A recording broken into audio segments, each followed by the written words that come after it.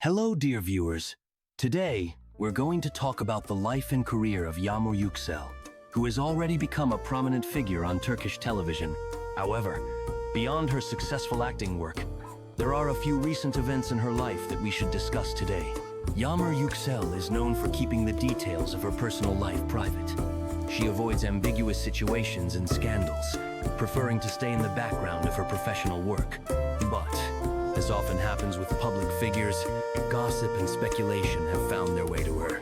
One such topic that attracted attention was the on-screen couple Dilan and Baran from the series Bloodflowers.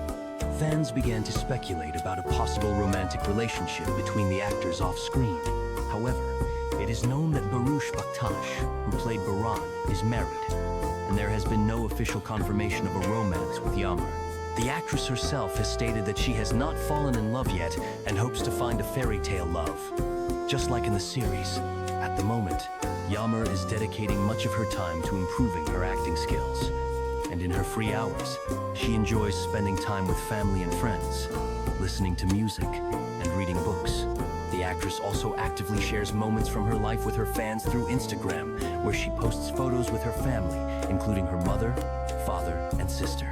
These photos show how important her family's support and love are to her. Unfortunately, recently, Yagmur faced a wave of hate and offensive comments directed at her. However, she decided not to stay silent and filed a complaint with the authorities, expressing her intention to protect her reputation in court.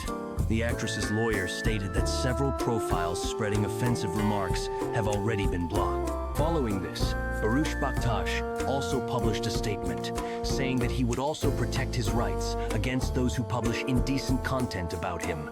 Thank you for joining us. If you want more news about Yagmur Yuksel and other favorite actors, don't forget to subscribe to the channel. See you soon.